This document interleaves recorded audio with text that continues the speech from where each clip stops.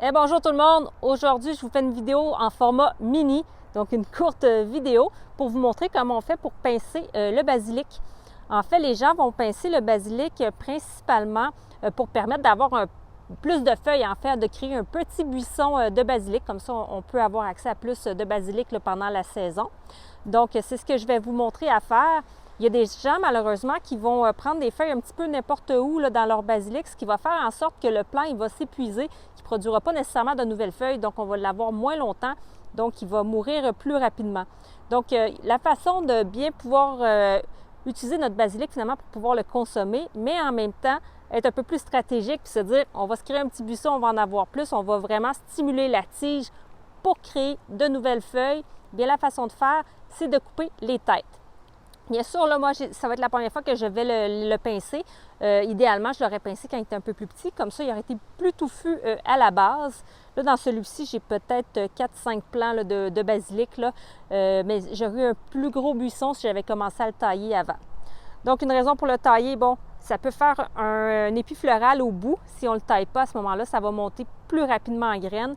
Quand il y a des graines, automatiquement, l'énergie se concentre sur cette production-là au détriment des feuilles.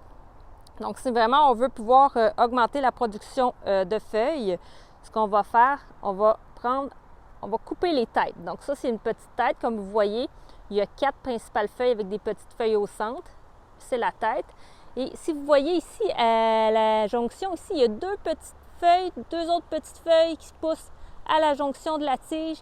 Si on enlève la tête ici, qu'on la pince juste avec nos doigts comme ça, ces 2 feuilles-là, ici, de chaque côté, vont faire une petite tige et toutes les 2 vont faire chacune une tête comme celle-ci. Donc, au lieu d'avoir une seule tête, on va avoir 2 têtes. Quand on va couper ces 2 têtes-là, ils vont former 2 autres têtes aussi. Fait que si vous voyez un peu le principe, on en coupe 2, il en crée chacun 2 autres. Si on est rendu à 4, on en coupe 2 autres, donc ainsi de suite. Donc, on peut faire ça avec tous nos têtes de basilic. On regarde bien. On le fait le plus proche possible, en fait, là, des autres feuilles parce que ici, ça va faire un petit coton, ça va pourrir, là, finalement. Il n'y a rien qui va pousser à l'extrémité ici, donc ça ne sert à rien de laisser un gros bout là, de tige. De toute façon, la tige, elle se mange, donc on ne veut pas la gaspiller. Donc, on y va comme ça. On coupe toutes les têtes. Quand vous avez besoin de basilic, vous avez besoin de juste 2-3 feuilles, bien, vous venez couper 2-3 têtes tout simplement, ou une tête. Mais vraiment, vous les coupez de cette façon-là. Allez pas couper des feuilles comme ça sur le côté, là. Juste les feuilles ici, c'est inutile. Donc, c'est vraiment les têtes pour ne pas épuiser notre plant, puis vraiment l'aider à produire davantage. Donc, je vais couper toutes mes petites têtes. Et on pourra faire ça environ aux 2 semaines, à peu près. Là. Vous pouvez aller regarder les têtes.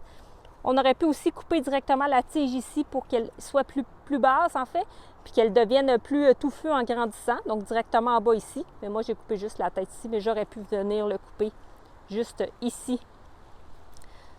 Donc, est-ce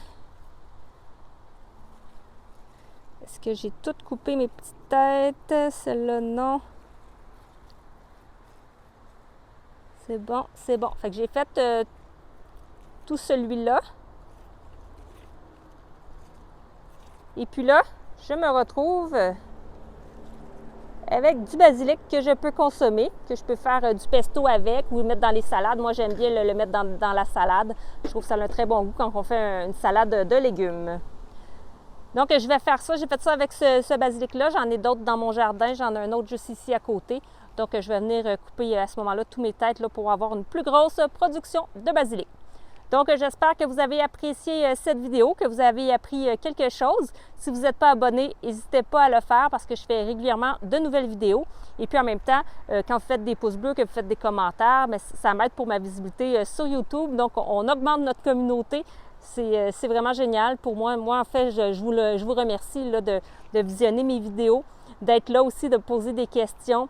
Puis vraiment, c'est vous qui me donnez envie là, de continuer. Alors, je vous dis merci à tout le monde et à une prochaine vidéo. Au revoir!